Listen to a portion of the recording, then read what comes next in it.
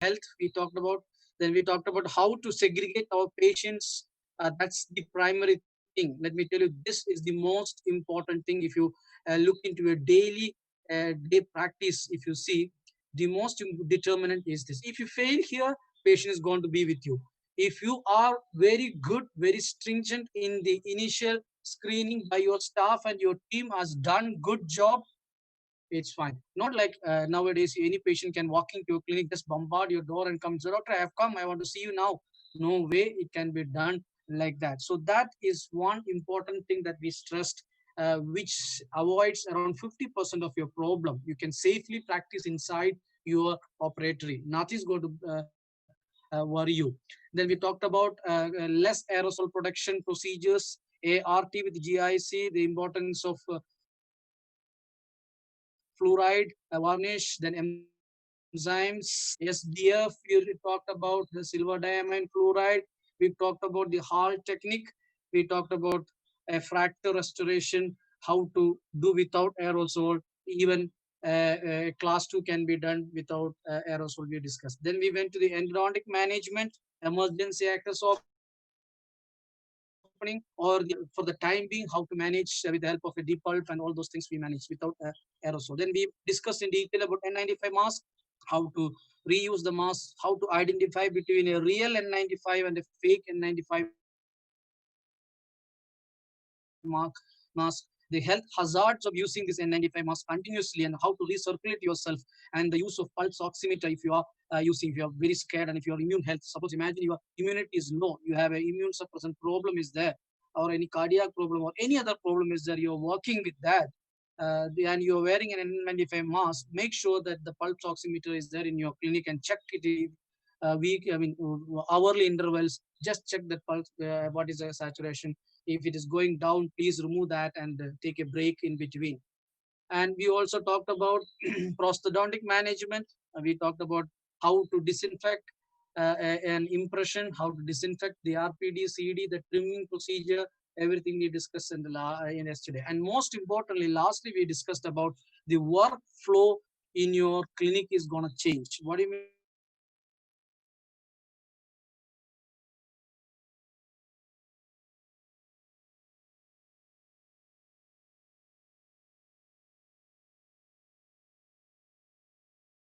Workflow is into a consultation. Now, early what we used to do is like we have one or two operatory, we make the patient to sit there, and you will be doing a crown cutting. In between, you remove the gloves, you do everything, and go and see that patient and assure that patient, then come back to it. That is used to be our workflow.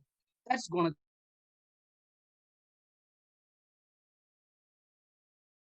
Success of your practice is going to be the scheduling the workflow. Morning appointment consultations or whatever, but afternoon selective patients give patients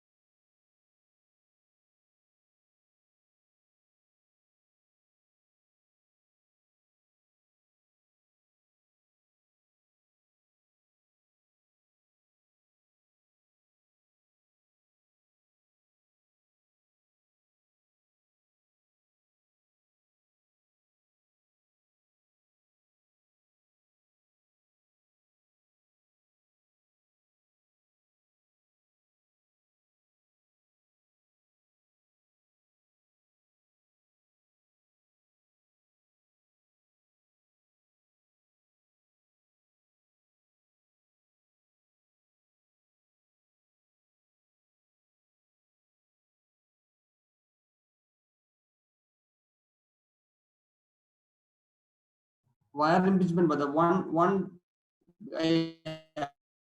this is fine. This is fine. This is it. This is it. This is one, right? The Everyone, can I ortho get a thumbs up? wire impingement. Yeah. Yeah. The wire impingement was done. Fine, We just fine. talked Thank you. about, yeah. Yeah. So, sorry for that. Next issue is going on. So with wire placement, we want to do in a inch or impression. You ask the patient to brush or ask the patient to get a brush. Let them brush in the reception. They do that and gargle with the betadine mouthwash. Now this is an age-old practice actually been done. It is not a new procedure. For all the patient, you do that. I always tell my patient to bring the brush and do that, and always gargle or at least do that. This is why this is not for COVID actually. This was done before the COVID itself to have a good hygiene and reduce the bacterial load inside the patient mouth. Nothing's going to change with that. This is old practice that we already done. So that's one procedure that you have to stress at this point of time. It is better to stress at this point of time. All the patients who comes for orthodontic reason, you can request them to bring the brush and let them do that, and the betadine gargling can be given to them and they can use that. Now, if you want to do a bonding in orthodontics, new cases are waiting or they are ready to start, and you want to do non cases are there after segregation of the patient, which we have discussed yesterday. If they are doing that, again, same procedure is very good. A gargle with a betadine for 3 times, 10 seconds, 3 times. For children, for this group of people, you can't tell them to gargle for a long period of time. So you split it down for 10 to 15 seconds gargle, and then 3 to 4 times they do that. So 30 seconds to 1 minute gargling is more than enough. So that can be done. Now, then ask the patient to brush vigorously with the help of a toothpaste and brush and do that. That's another thing that you can do that on the teeth, all the teeth where you want to bond. You can tell them to do vigorous brushing can be done. Now, again, ask the patient to rinse thoroughly. So at least for 2 to 3 times they do that. Once the patient sits in the dental chair, you can do the blood drying. Never use the air three-way syringe. Three-way syringe is again aerosol protection. Do not do that. Even air or even combined, you should never do that. Blood dry thoroughly with the help of a cotton roll. That's one thing. Just blood dry the tooth with a cotton roll, sterile cotton roll, which you use it for your extraction cases, which you use it. Same thing, you can use it for just blow dry the tooth surface can be done. Now, acid itches, as you all know, acid itching has to be done. Now, conventional bonding can be done onto that tooth surface. And here again, don't use three-way syringe to remove the etchant. Again, use a saline. Okay, your saline is already there. You can use that and you can remove the etchant on from the surface of the tooth. Again, blood dry. After the etchant, the most important step is blood dry the tooth. Do not rub the tooth because the microtags will get fracture. So never rub the tooth. Just blot dry the tooth with the help of a cotton or a gauze. You can use that. Once it is done, now the most important step. Next step of bonding when it comes is you have to apply one coat of the bonding agent onto the tooth surface as you apply normally. You apply it onto the tooth surface with the normal one. After application, use another dry brush. Okay, another dry brush which you have, use that and just try to spread it the bonding agent all over so that the solvent which is present there, it will evaporate. Okay, it will evaporate the solvent and it binds with the tooth surface. That's one step additional thing you have to do here. Once you do that, so additional step that you do that, then you have to light cure the bonding agent. The bonding agent has to be light cure for 10 seconds. You light cure the bonding agent. Now, next one, apply a thin layer of bonding agent onto the base of the bracket. That's very important. Apply a thin layer of bonding agent on the base of the bracket before applying the composite. Apply a thin layer of bonding agent on the base of the bracket, and then you apply a composite. The bonding composite you apply onto that.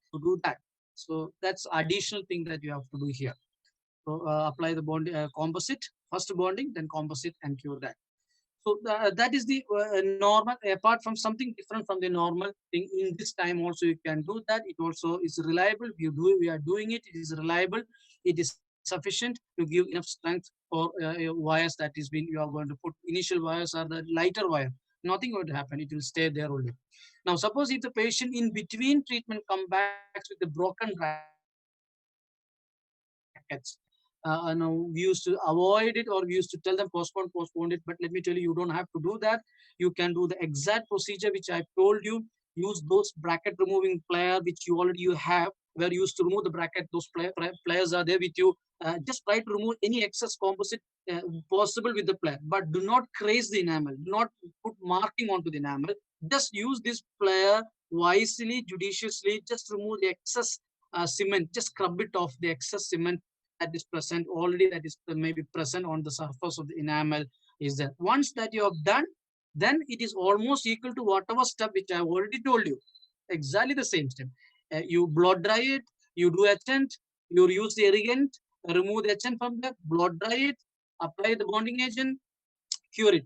Once it is cured, take a new bracket, or if you're using the bracket, do the procedures to reuse the bracket on the base of the bracket, apply the bonding agent, and then apply your composites onto that.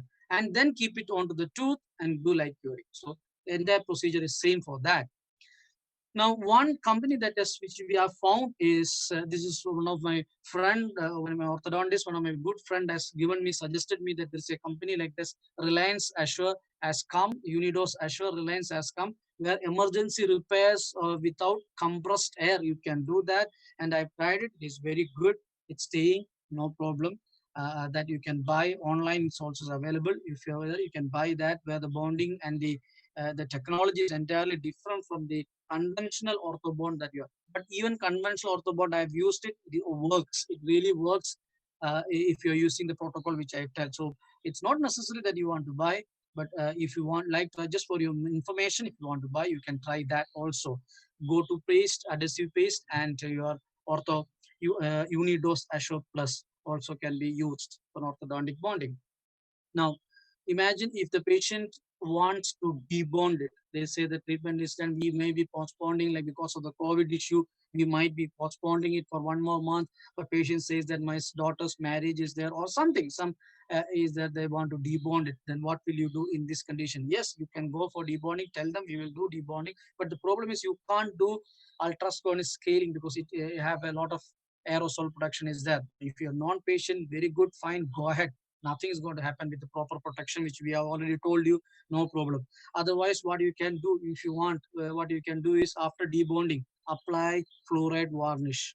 Mandatorily you apply fluoride varnish, and tell the patient that once everything is done, I will do a proper thing. So whatever composite that is remaining, you can scrub with that bracket remover itself, you can scrub it and remove it, and apply fluoride varnish and send the patient. Inform the patient once it is done, it is done. They will be happy for that. If there is any discoloration or any hand scaling, try for a hand scaling and try to remove that. Another option is this: use micromotor. Micromotor without your air spray, without any saline or without any air spray, you can just remove the stains, or the rubber cup, whatever is there with that dry. That also you can try. Just remove the stains that is present. You can do that and tell the patient that we will do the final thing after the situation gets better. That's also possible for orthodontics. Now, another very common thing in interceptive and myofunctional which I am facing is broken appliances, because they are full time at home and they are hogging a lot of food. And I can see that the bows, the clasp are all getting fractured because of the where this appliance and they have food. So what to do whenever there is a broken appliance is coming one for repair? Should I wait or not? Because you initially in between an expansion, you got a good expansion, in between the appliance is broken, you wait for one more month, expansion will go. Whatever you expand, you got, it will go. It will revert back. So what option is there? Exactly, do not worry about it. Use this first and foremost. Ask the child to gargle with this and take that impression with the basic protocols. You can take the impression. And I told you yesterday, the things that you have to protect is your eyes, your nose, and your mouth. You protect it, and your gloves you are wearing, a basic scrub. You can do that, wear that, and you can take a good impression. But now the change is the impression has to be disinfected. So immerse immediately onto the disinfection. We told about alginate disinfection, how to disinfect the alginate, everything we discussed yesterday, that it can be done. And once the work coming from the lab, again disinfected. Open up the cover, put it inside the disinfection solution for minimum 10 minutes, and then only you deliver it onto the patient. So it's safer in that way also, that you can do that. So that's broken instrument. Now, that's about orthodontic part which I have discussed. Now, imagine a patient is walking with your dislodged crown or bridge. Patient has dislodged or removed. You can't ask the patient to wait because it causes supra eruption. And later, if you try to fix it, it may not go. High points will come. You might have to trim or you might have to do new one. So what else you can do for that? What you can do is, again, you can refix it. The protocol which I told you is isolate. Ask the patient to brush it properly. That's very important. Just brush so that the debris can be removed.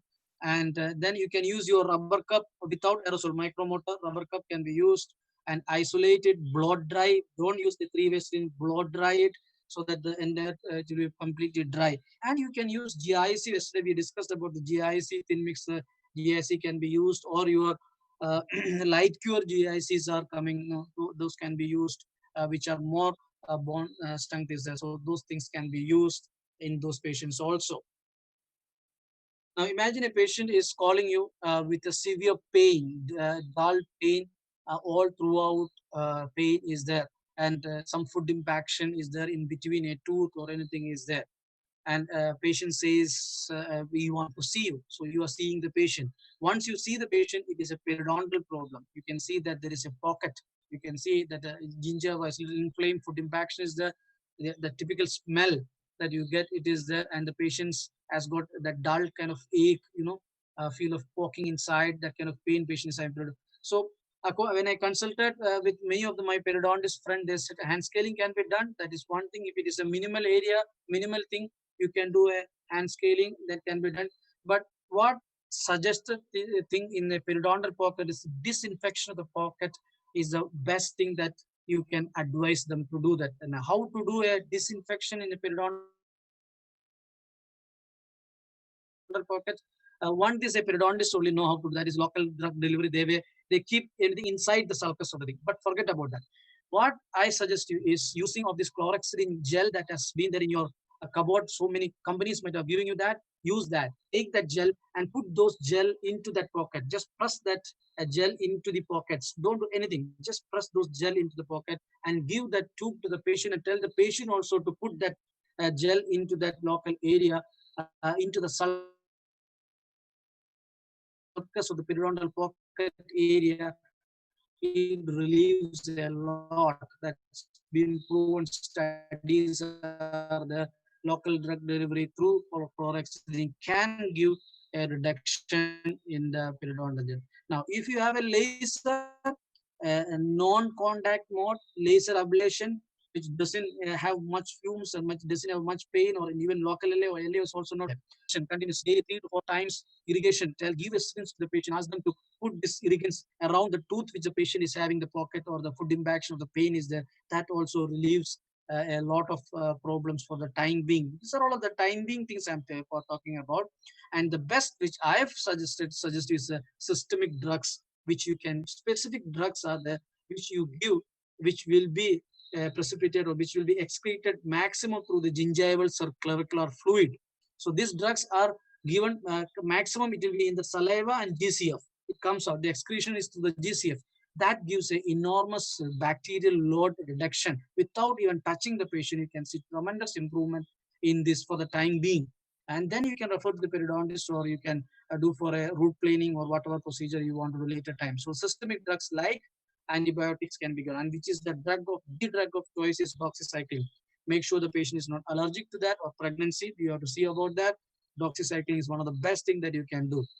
And the dose, the loading dose for doxycycline is 100 milligram twice a day. Okay, 100 milligram BD for a day that is to be given. That's the loading dose, followed by OD for 5 days. So total 6 days duration of doxycycline is proved to be a very good in compacting the initial periodontal thing that has gone. That's not the aggressive one. Initial periodontal lesion can be done.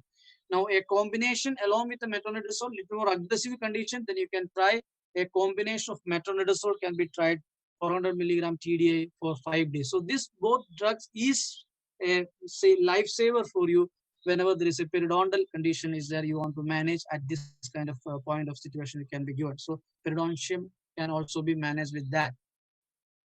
Now, multiple times we hear that patients have a severe toothache. They do not want RCT. We try to convince they don't want RCT, or it is a very mobile tooth in older patients, or it cannot be repaired or cannot be brought back. So the only option would be a removal. So can we do extraction in this post-COVID thing? Yes, you can do simple extractions. There is no aerosol, no splatter, nothing. You can do simple kind of extractions can be done by you.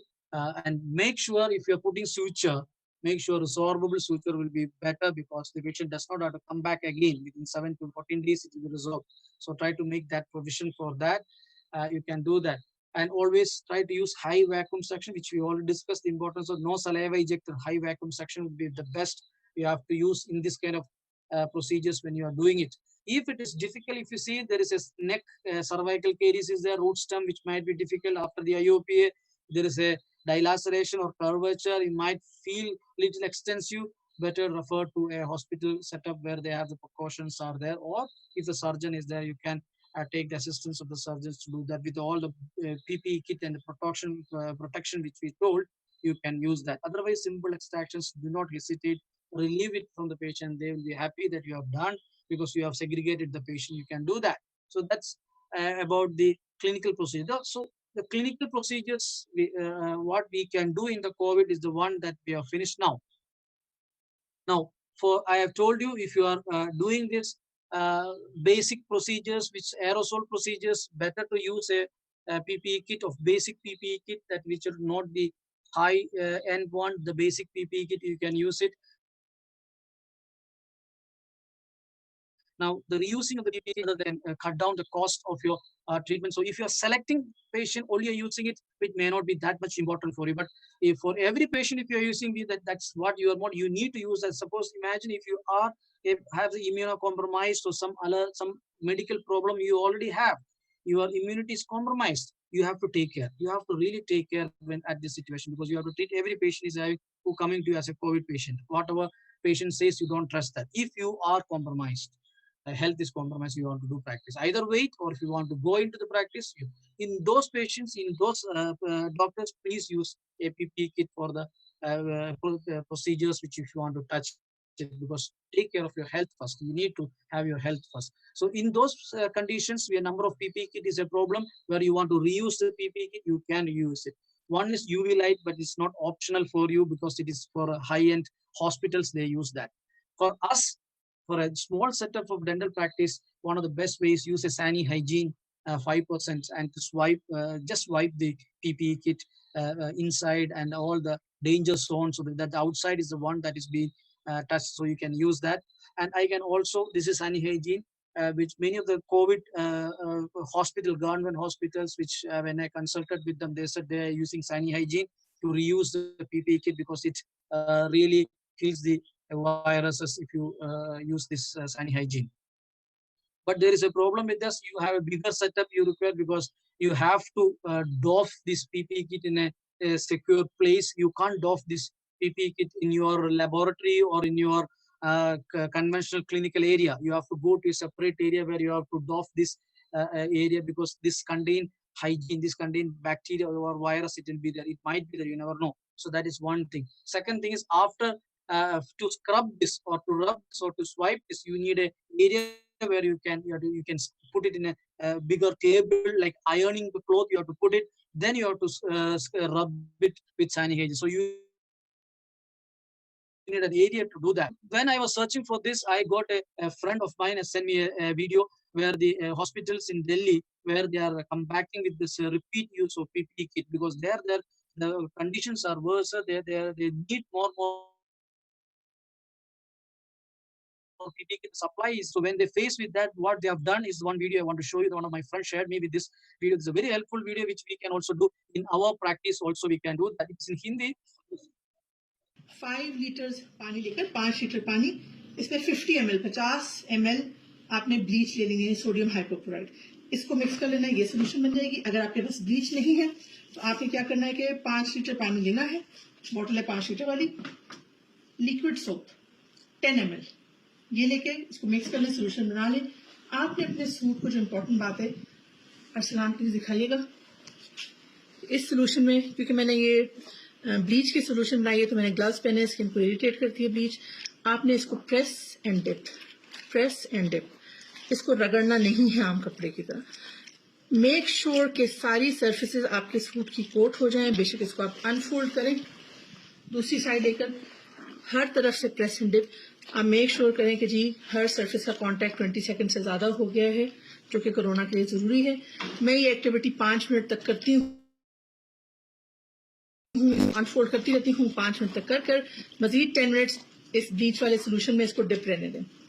उसके बाद आपने इसको निकालना है और drain कर मैंने साथ ही क्लीन वाटर रखा हुआ है. आपने मुनासिब अमाउंट में पानी लेना है, पानी ज़ाया ना करें, अल्लाह की बहुत बड़ी नेमत है. क्लीन वाटर में चाहे सोप सोल्यूशन हो चाहे ब्लीच सोल्यूशन हो, आपने इसको उसी तरह फिर प्रेस डिप स्प्रेड हर सरफेस क्लीन कर लें. ब्लीच वाले सोल्यूशन से भी क्लीन इसलिए करना ज़रूरी है कि मैंने बताया ना स्किन को इरिटेट करता है. ठीक है, तो क्लीन वाटर से निकाल लें, चाहे सोप है चाहे ब्लीच है. डिटर्जेंट यूज़ नहीं करना, पाउडर यूज़ नहीं करना, डिटॉल यूज़ करने की ज़रूरत नहीं है. ब्लीच या लिक्विड सोप की सोल्यूशन इस तरह करने के बाद अब इसको निकालेंगे. फिर से बता रही हूँ, रगड़ना नहीं है, निचोड़ना नहीं. पानी ड्रेन कर लें. अगर आपके पास क्लोथ स्टैंड है तो उस पर स्प्रेड आउट कर दें, या खुली जगह में इसको हैंग कर दें जैसे मैंने हैंग किया है, लेकिन ये खुली जगह नहीं क्योंकि अभी बारिश हो रही है और मैं porch. So this is the problem. If you have with this, you need a space to do that, a table and a space to do that, and you can teach your assistants to do it. This one, if you want to reuse a PP kit, you can reuse it. But if there is any tear, or if the water is leaking, or if there is any tear is there in the PPE, any holes are there, any part are there, then better to discard the PPE kit if you are using it. There's no point in continued using that. So that's one way. Now, how to check whether the PPE kit is soiled or not? One of the best way is put some water onto the surface of the PPE kit on your hand, and just put some water onto the PPE kit. And if your hand is getting wet, the PPE kit is damaged, the soil it is. Water is penetrating means virus can penetrate easily, or the bacteria can penetrate easily. So it has to leave the PPE kit. So that's the way you can reuse a PPE kit. Now, everybody, one simple question. Yesterday, I've discussed about N95 mask, and we have discussed about surgical mask. That's what we have stressed yesterday. Should we use an N95 mask or should we use a surgical mask? Yes, we come to a conclusion that surgical mask is good enough unless you are working in a COVID center or a ward or a quarantine center where you expose maximum, you require an N95. Otherwise, for dentists like us, an N95 mask is not required. We can work with a surgical mask, and we showed you how to modulate and how to keep the mask closer to your skin. We have shown with the video and everything. We have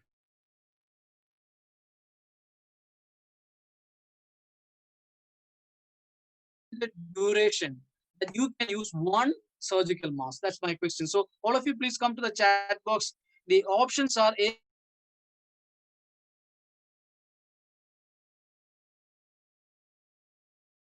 8-hour continuous wear, 4-hour continuous wear, or 2-hour continuous wear. Which is the right answer? Let me see the chat box. Let me see the chat box.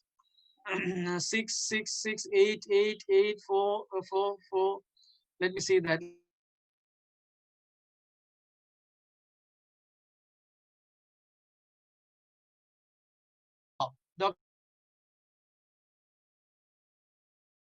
Dr. Renuga, congratulations, continuously, like morning 10 to 2. That's it. You have to remove it, whether it's soiled or not soiled. You have to remove that. Now, but if you don't use it continuously, that's why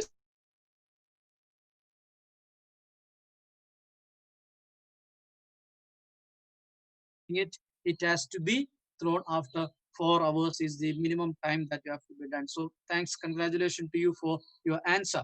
So let us go into the next one. Let us go to the next part.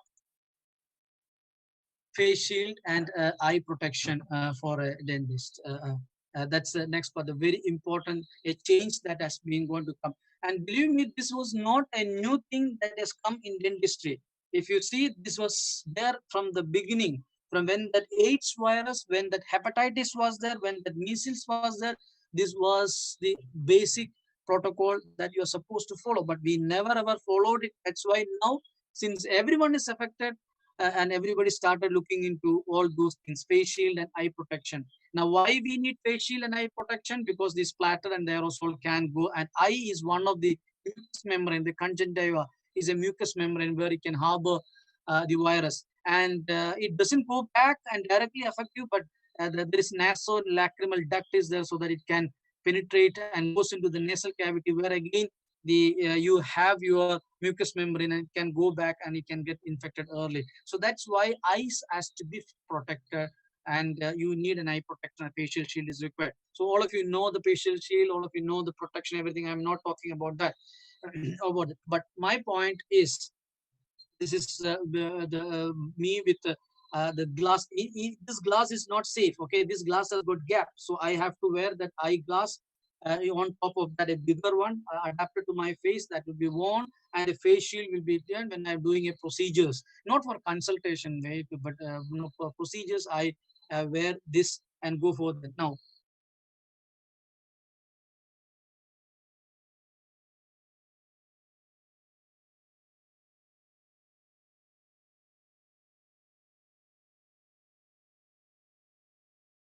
the first is you have to use a 0.5% of sodium hypochlorite has to be swiped onto that glass shield, and to the shield it has to be done. Once you do that and you wait for 3 to 5 minutes,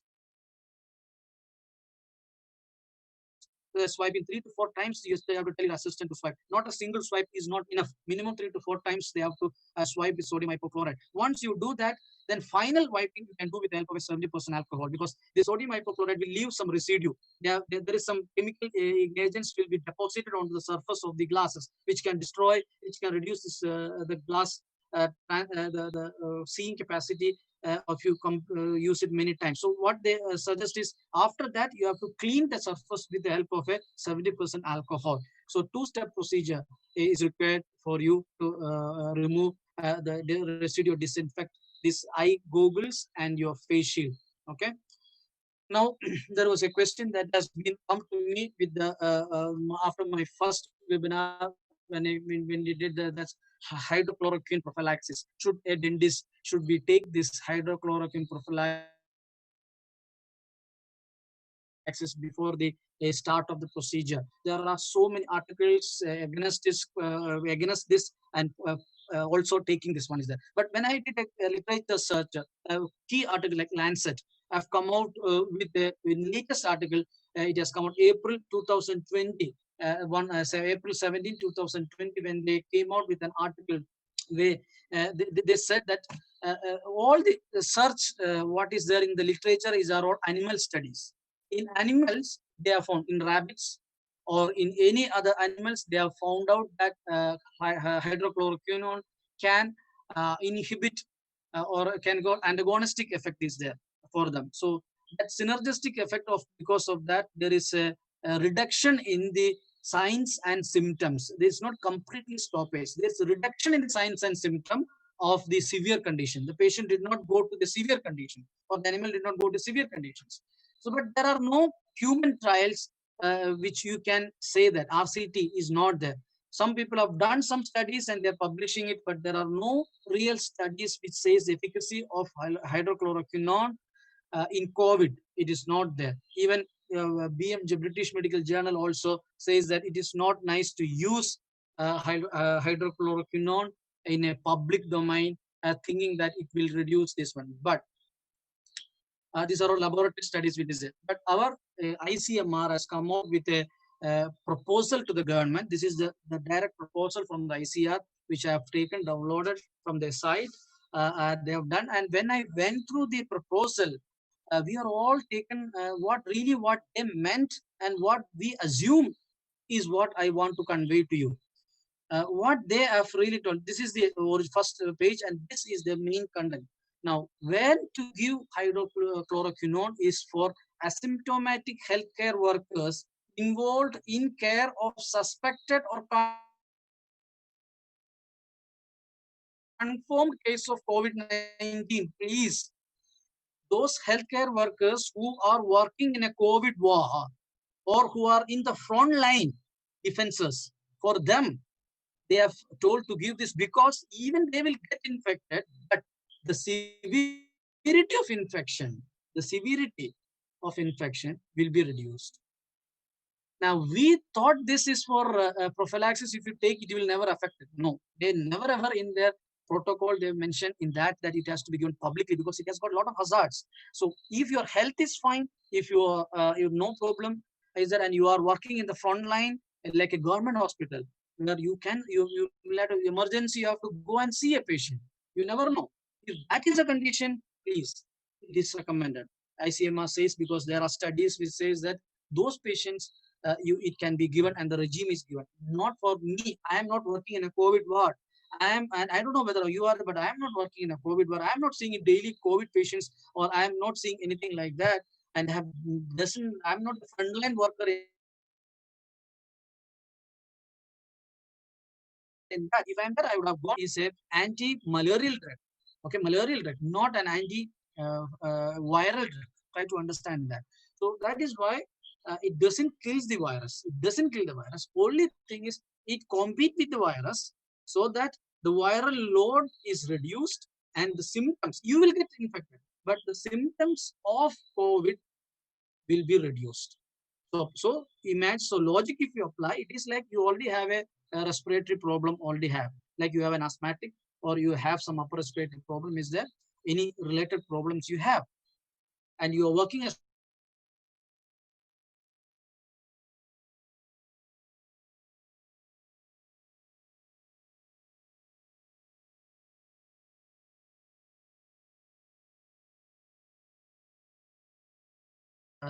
bad hazards are also happen because of that. That is the reason that I'm again want to stress on to that. That's done with that. Now let's come to a new topic, which is going to be a revolutionize in your practice called aerodynamics of your clinics. We had no exposure to this. We have never thought about this. We just want to build up our clinic and set up our practice, which already we have, and we just carried on to that. When a situation like a pandemic like this come, now we are exposed into the limitations or the drawbacks that we already have in our excellent setup of clinic that we have done. The interiors are good, architecture did a good job, everything is done, but what we have missed is the aerodynamics, what is a very important thing, because you have to breathe to survive. So that is very important. You and your patient assistant has to breathe, and aerodynamics is a new thing that is going to come up. It's never there in India. It's there in outside world. Whenever you make a building, it is there. Every building contractor has that aerodynamic is there. But when you come to a clinic, we try to do plaster of Paris. We try to do all those shield, mold, engineer, everything we do, and we make it an enclosed area to make it more attractive. But ignore something called aerodynamics and its importance. We want wow, nice clinic, wow, great. That's all we want. But the aerodynamics has been forgotten. But now in this pandemic, the one that we are suffering the maximum is because that simple thing that we would have built is there. So do not worry. I'm not going detail. Do not worry. We have an options. There is, if you have a will, there is a way. So there is a way that if your clinic is there, in that setup is already done. I'm not telling you to pluck everything down and go and make a new one. Please don't do that. There is a way that you can change it. That's what I'm going to come. Now, because of this, the advertisement that is happening in dentistry or to every dentist WhatsApp group is amazing. They are advertising in such a way that your quality of air is bad. You are working so many a period of time and it is bad. You have to do this. You keep this. You keep that. It will be good. But believe me, it is an advertisement. Let me tell you, if there is an advertisement more than normal, that product is not selling. They want that product to be sold. That's why they are doing more advertisement. Otherwise, they won't do that. So try to understand that the basic philosophy, psychology of a company is to advertise more to sell the product more.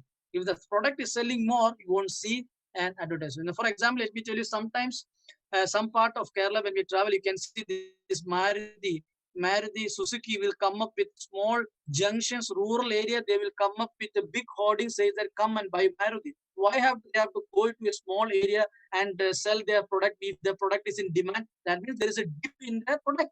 There is a dip in their sell. That is why they are opening up in petty shop like that. They are opening it and trying to sell it to make attract it. They make to feel the public that we are air everywhere. But the reality is they are not selling their product really. Otherwise, we will go and demand it and we will buy it. That is what we have to understand. The advertisements, we don't go blind for that and do a lot of gimmicks that we done. So, one more agency or one more policy maker is going to come to your clinic one day. Now, I hope you all, if you know, the pollution control, which we were never bothered, whether never we have heard about it. Now it is a no new norms for us, right? Pollution control, the image, the waste disposal, all started slowly coming up to your practice now, because it was never heard when I started like 80s and 90s. That was not there, but now there is a different agencies are there, policies are there, and we have to follow the protocols. Exactly something like this called ASHARE. There is an American society which is the branch or the sister concern in India is called SHARE, Indian Society of Heating and Refrigeration, Air Conditioning, and they deal with HAV. What is that? Heating, ventilation, and air conditioning. That will come. Their guidelines will come. If you have an AC, if you have an exhaust fan, if you have that, that guidelines will come one day into your clinic. So be prepared for that. Okay. That is very simple. No worry about it. Only very simple way that don't get confused and don't get scared and buy some product that's not going to. They are not going to look in that, because their guidelines, if you read, nothing like this HEPA, nothing like this is there. You need this filter, you need this fogging machine. Nothing is there in their guidelines. That is why I have spent some time in researching it, and now the data I'm telling you, all are supported articles I have. Please spend time here with me, then you can change the concept of your practice with a little tips, with a little changes. That no heavy investment. I'm not asking you to invest anything. Very minimal investment, you can do that. So before buying, if you're planning to buy some huge system or huge thing like that, please just have some patience and listen to this, and then you decide whether you required or not.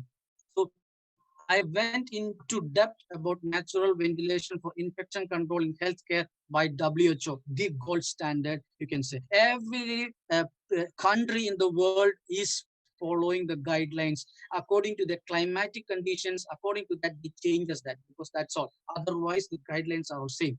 And CDC, the Center of Disease Control, also are the one. These two bodies are the regulatory body, and every country and their country have to follow the guidelines, because that's the normal norm that has been there. So this, what I'm going to explain is all from the guidelines of these two, and the simple methodology they have advised to change and improvise the aerodynamics in there. Now, why this philosophy has come is only because of two reasons: the dilution of air in your clinic and reduce the viral load. It can be a viral or bacterial. The load of the contaminant air to reduce that. That's the only philosophy behind this, because you are working in a closed container. Okay, you're working there. So how long you're working? You are going into clinic by 8 o'clock or 9 o'clock, whatever time you start, till evening you are there. So 6 to 8 hours continuously you're inside that closed chamber. So that chamber has to be diluted. The air circulation should be there. That's all. Very simple. And you don't need a huge purifier to do that. So that's a basic philosophy behind that. Now, to understand this very simple, let me explain to you very simple way. Imagine that you blow your air or sneeze into a airbag. You just sneeze into an airbag. What happens inside the airbag? Inside the airbag, what happens is the if you are infected or anything, all the contaminants or the whatever that's coming out from your sneezing will be inside that airbag. And since the airbag is a small one, the volume is small, space is small, that means the concentration of the infected particle or the aerosol inside that airbag will be very high. That's the basic thing that you need to know. Now, we have a advantage. Our clinic is not like an airbag. Our clinic is minimum 200 square feet or 300 square feet or above. Okay, so that is one advantage. So it is not like an airbag kind of thing. It's a big one. So you need a bigger time or bigger procedure or bigger thing that has to happen in your clinic to reach that concentration of that like an airbag. So don't worry about it. Apply logic. Okay, you don't have to worry about it, because any viral infection, for all viral infection, we know basics of medical science. So any viral infection is dose dependent. If single virus enter into your nose, it's not going to have any effect. 2, 3, no. When a cumulative amount of sufficient dose of virus is inoculated into your respiratory system or into your body, then only it can cause infection. Otherwise, your body will fight it back. some amount of virus, fight it back. Do not worry about it. And second thing is duration. You are in that area for a long period of time and you are continuously getting exposed, like in working in a COVID ward, an isolation room, influenza ward, done. That is dangerous. You need a good air circulation there. But in our clinic, why you need that? Is it so critical or not? That's all about what I'm going to discuss in the next part of the. So let me tell you the aerosol that you produced till 2019 and the aerosol you producing tomorrow is same. Apart from only one thing, one more virus called COVID is added. That's it. Otherwise, it is the same. And this aerosol had SARS, SARS COVID 19 was not there. Corona species was there, and you were inhaling, and you used to get flu, right? You used to get after a thorough ultrasonic scanning. You used to feel itching. You used to feel cold, running nose. You used to get the cold infection, right? That is an upper respiratory tract. That is a SARS group of virus only, influenza, flu only. Then why are we scared about this? An exaggerated mode, why are we scared about that? There is no difference in the aerosol that is producing. That's one thing I want to tell you. So the air dynamic in your clinic is very, very important. And that can reduce your 50% of, that means 100%. 50% is a patient triage. And after this, 50% is airflow in your clinic. If you do that, entire problem is done. Okay. So that is it. Now, I have searched and found the best airflow system in your clinic should be in this way. There are many, but this is the best airflow system in your clinic. What do you mean by that? There is an inlet. Air is coming from one source in your clinic and you have a dental chair. You are working there. And an air goes out. So if this laminar flow, that is called laminar flow of air is there, that's the best. Nothing to beat that. And that's the say that it dilutes the particle size, it dilutes the pollutant, dilutes everything, and whatever the dose dependent will be very less, and you cannot get infected if you have this kind of flow of air is there in your clinic. Now, we all have clinics, we all have this. This is the method that air should come from one area and it goes nicely to other area. So any aerosol that is been produced by your procedure or anything that is been produced by sneezing of you, your patient or your assistant, it will be easily carried out. So nothing is going to pool around in your clinic. So that's why luckily in the clinic which I am working, I have there, you can see a full flow of air, one side to other side. In my clinic it is there. The 3 window on one side, 3 window on the other side, and an additional door also is there. So just open it up. It's like fresh air coming from one side to other side. I don't sometime now not even use a fan also I require, not even AC also I require, because in Kerala the situation started because it's becoming cold, rain started. So that's the way.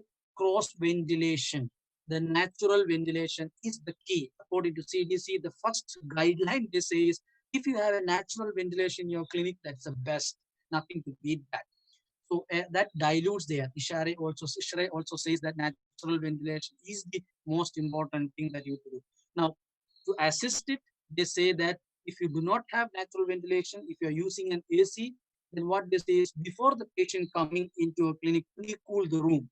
You pre-cool the room, and once the patient comes, you switch off the AC, so the room will be cold and it will be comfortable for you to work. Or what they say is open up the windows, let the air circulation be there, and in between frequent on and offing of the AC you can do. That way also will can manage this. Nothing will dilute the air in your clinic setup. You don't need an air purifier or anything. So if you have that, you can continuously use that.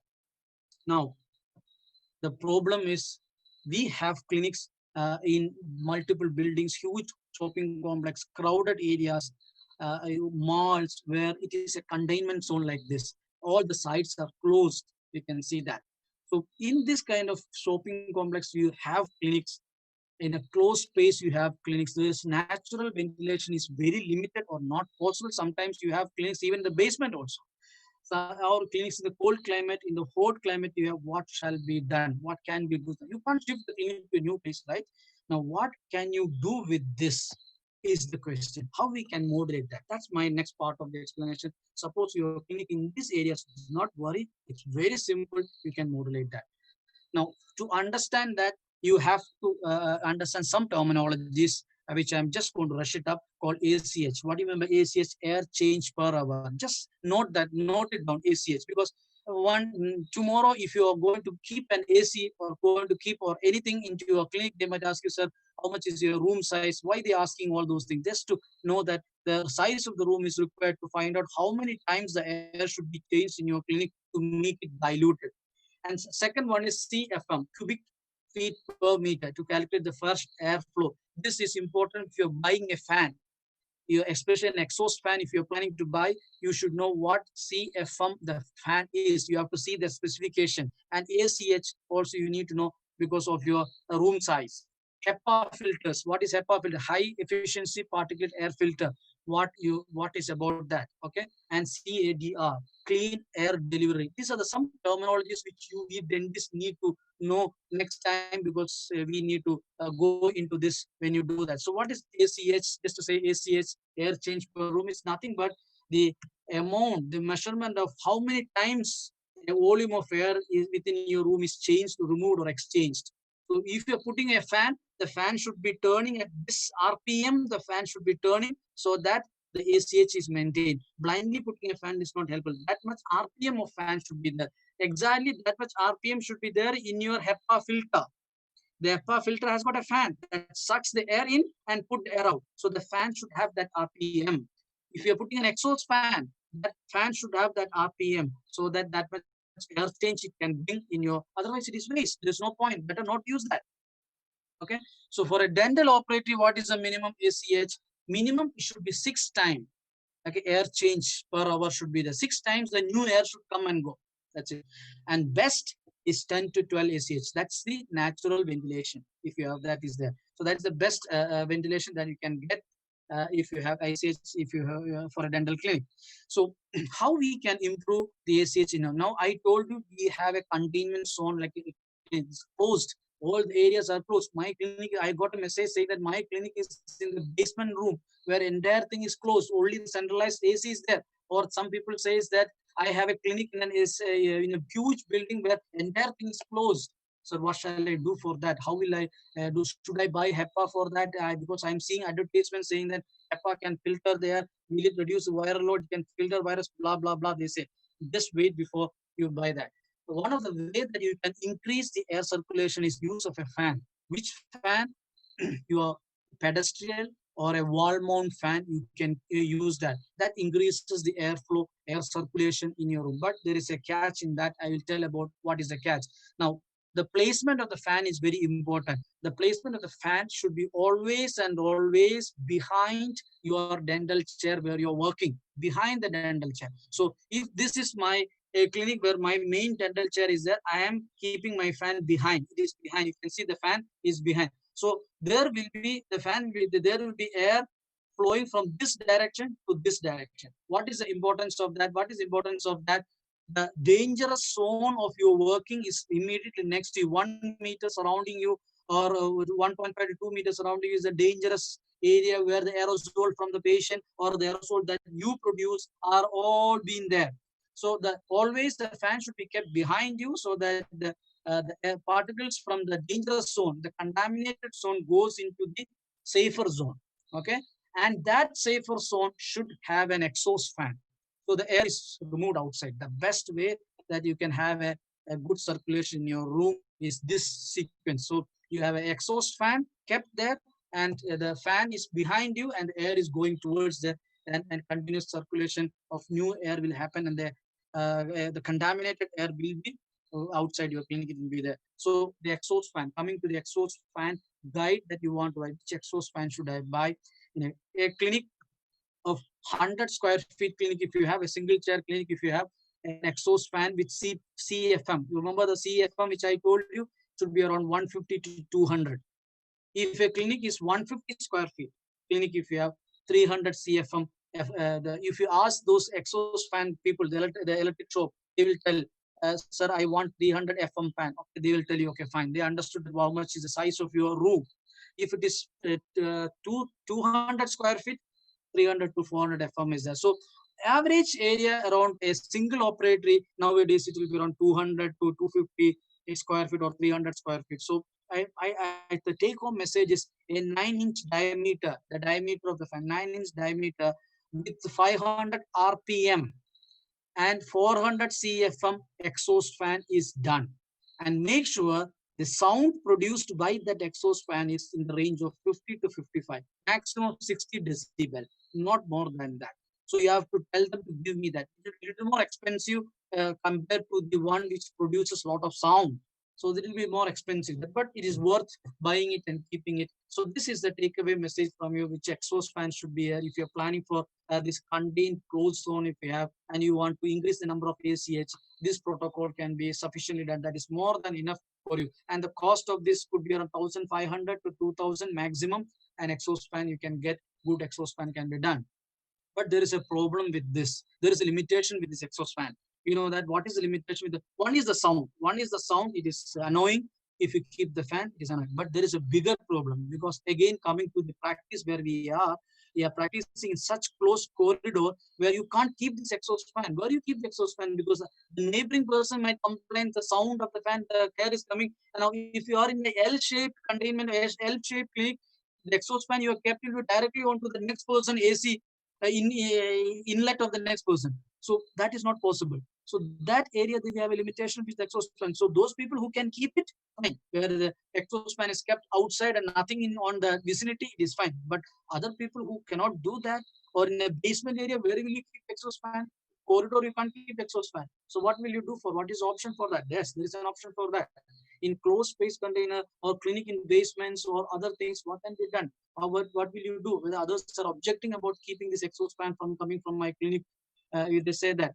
So that closed space concept, where completely closed, the clinics are completely closed setup like this, where you can't keep an exhaust fan like this.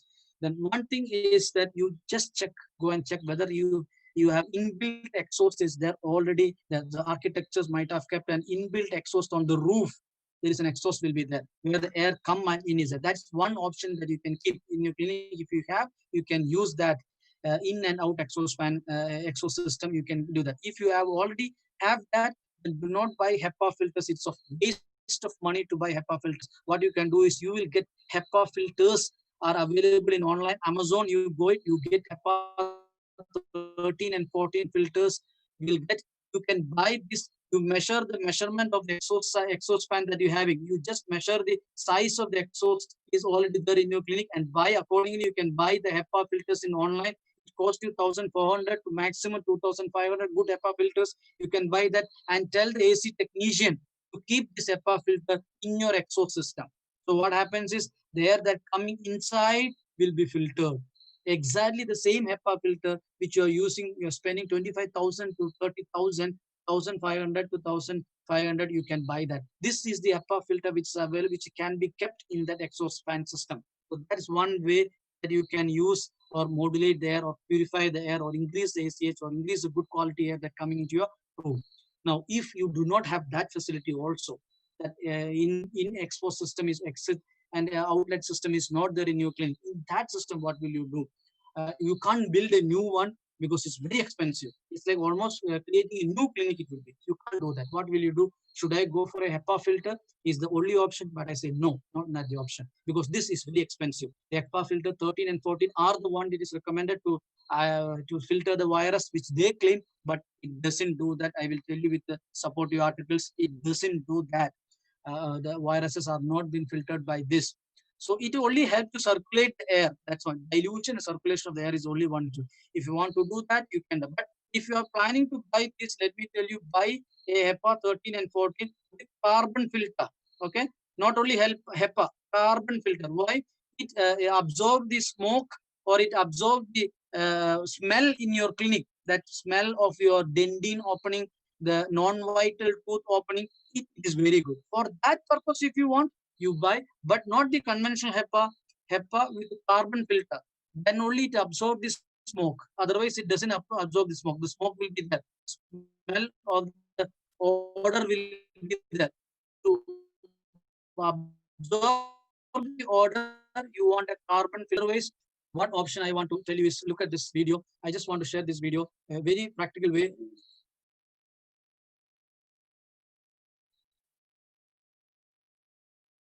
And extremely fine particles. 20-inch box fans are about $20. You may already have one. And for $10 to $25, you can get a 20-inch furnace filter that will filter out forest fire smoke almost as well.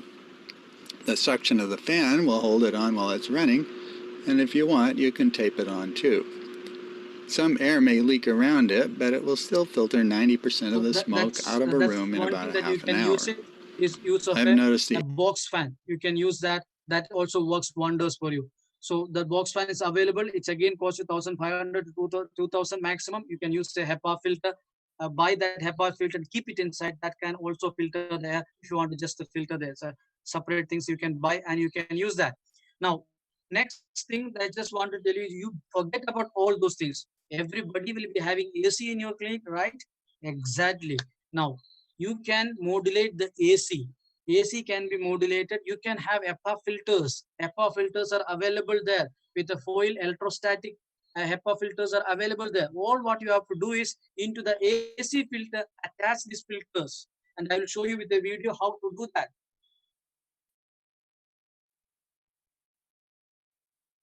अब मैं इसके ऊपर जो 3M filter है वो मैं लगाऊंगा। तो इस प्लास्टिक बैग में से ऐसे 2 फिल्टर निकलेंगे बाहर, साथ में गम पट्टी भी दी गई है। तो एक फिल्टर में लगा दूंगा अभी। तो ये हमारा जो फिल्टर है एसी वाला, इसके ऊपर हम लोग ये फिल्टर चिपका देंगे। तो यहाँ पे ये वाली जो पट्टी है गम पट्टी, वो इस तरह इसके साथ चिपक जाएगी और फिर मैं नीचे यहाँ पे एक दूसरी पट्टी लेके मैं इसको चिपका दूंगा।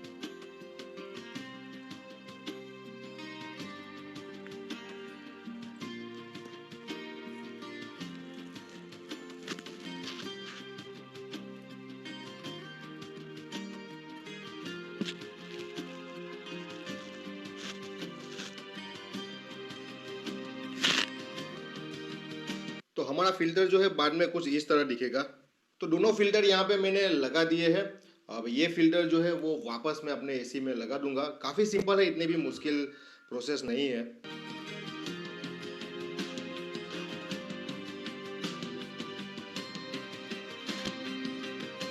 So that is modulating your AC. अब मैं इसके ऊपर जो 3M फिल्टर है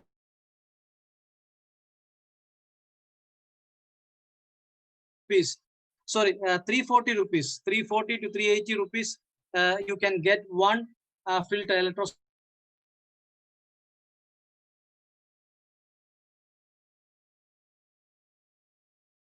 साथ में एयर प्यूरिफायर का भी काम करेगा।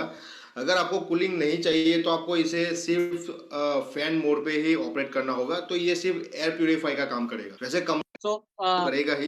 AC in the fan mode. AC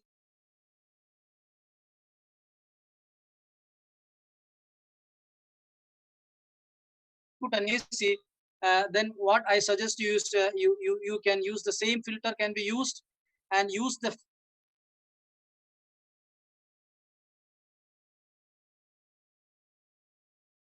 maintain the room temperature, but air purifier will be there. The fan mode of AC can be done. करेगा ही। So about HEPA filters, let me tell you, HEPA filters are the one which they claim that they can remove 99.97 of particles of 0.3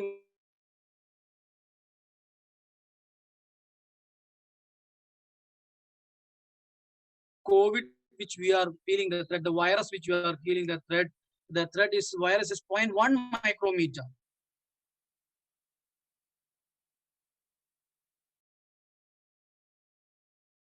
Microns. So how it will remove a virus which is much smaller than what the company says? How they will remove? That's a marketing strategy. What they say, it's a marketing strategy. What they say, the aerosol.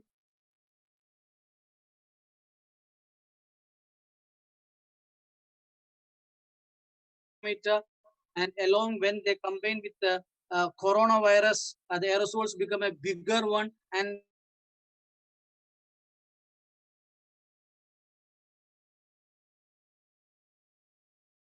not very close to the patient, where the patient you are doing scaling, you are keeping HEPA at a distance. So the particle has to travel, the aerosol has to travel from the source to the HEPA. While they're traveling, there is something called evaporation. The particles will evaporate and the sizes reduces drastically.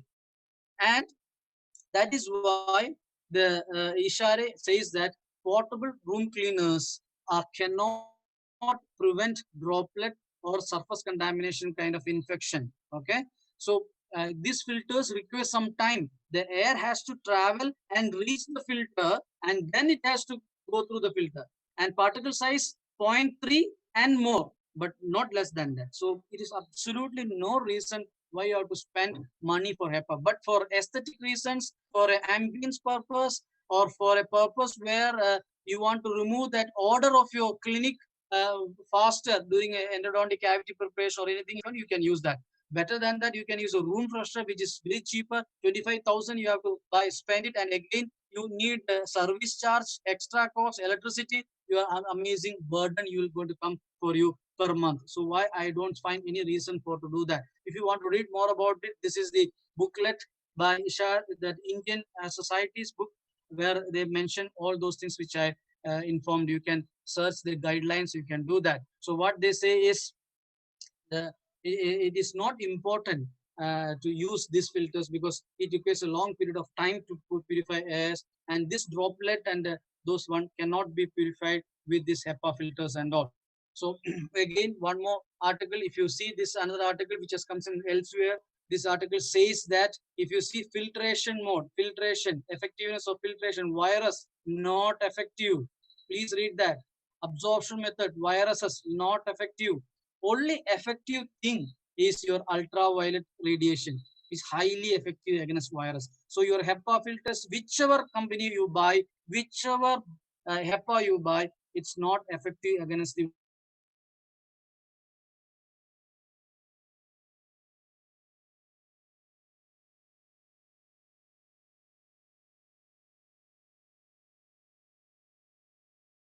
it's coming in the Facebook, it's coming everywhere. You have to buy this and keep it in your clinic. In patients, in between patients, you keep it, you keep a timer, you keep it, all the things will be irradiated, and your air purifier quality will be there. But let me tell you, this article says application of ultraviolet germicide irradiation and disinfection healthcare facilities, effective adjunct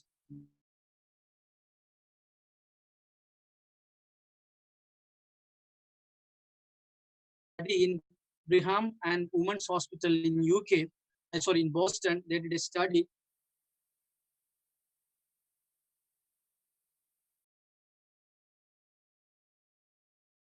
This UVG into a laminar flow of air. That means you are a natural ventilation kind of thing, increasing the ventilation kind of to from for intraoperative infection control procedure, because it's proved not to be effective.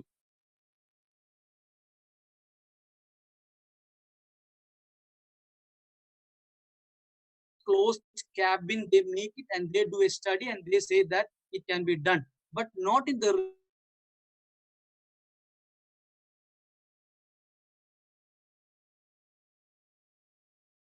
will vary in size. You cannot measure it. Yeah, every time you can't say it is the same way, and it will be conduct where mucus secretion will be coated by that, and UVGI doesn't penetrate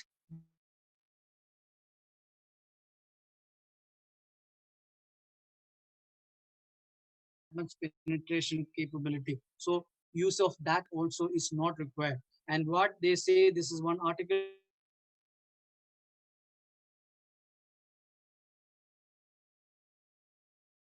causes a cancer there. And major limitation is it only works in its light path and cannot and can be blocked by objects. That means it is not in a room. If you keep in a plain room, if you keep nothing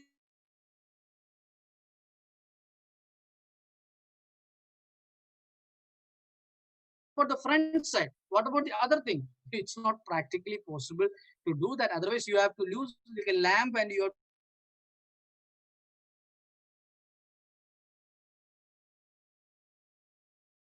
and say that it is. But UV chamber for your instrument, you keep instrument in there and no obstacle, you keep it for overnight or then it is good for instrument sterilization, no problem. But not for the entire room sterilization, it is not recommended for that. So the operating guidelines for the CD which comes is provide adequate ventilation. The CDC itself says that provide adequate ventilation. A good fresh air inset and exhaust outside will be the best. Okay, air filters should be cleansed every 6 months. You have to clean that depending upon it.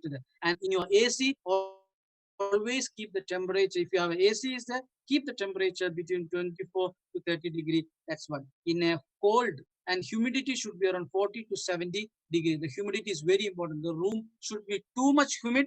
It should not be too much dry. In those climates, the viruses can survive. Especially this SARS group of virus can survive and thrive in high humidity. That is why there is an article come in Kerala.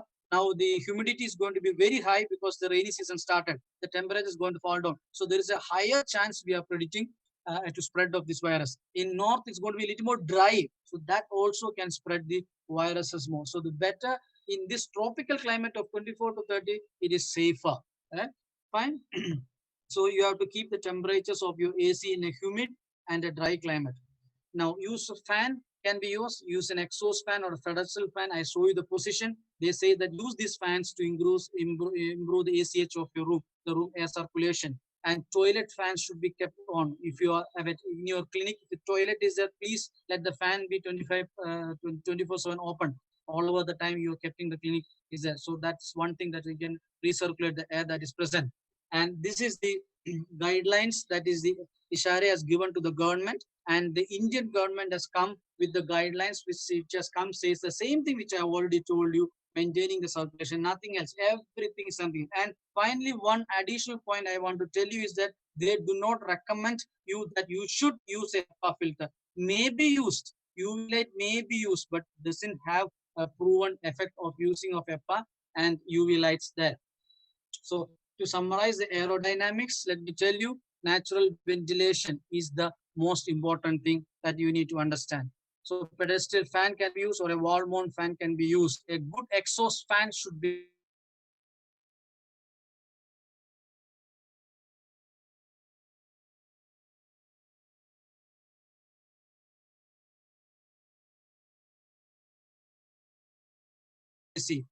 HEPA filters may be used, not compulsory. If you want, I told you, order, buy HEPA filter with the carbon. It's very expensive.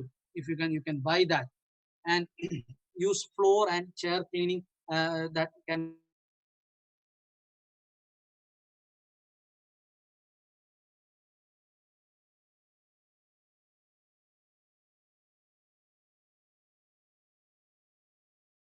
be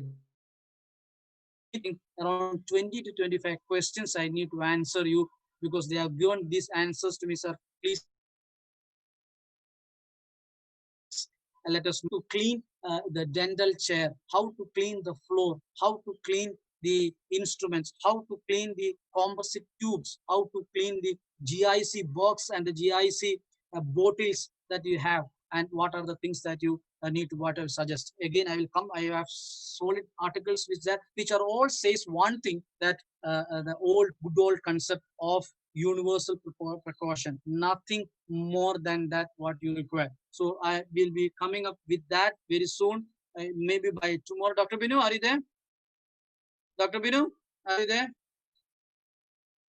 I think he's busy. So by tomorrow itself we will come with the floor and its management and its cleaning, the instrument cleaning, sterilization protocols and all the basic things which they have asked me. I will be compiling it and I'll be giving you one more webinar regarding the instrument protocol. Binu. Thank you, Binu. How do you? Jabi, so there are some questions in the chat box. We have very few minutes remaining in the session, hardly 2 minutes remaining in the session. Now, what about the next part is going to be tomorrow, Jabi? We will put in the we'll post in the group. Yeah. Yeah. We'll do that. First question. Okay. Let me. Which is the first question that has come?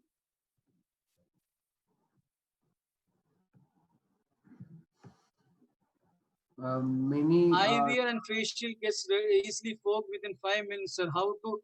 One option is your room temperature has to be seen, doctor. The room temperature is the one thing that can really make the eyes and the things can be fogged.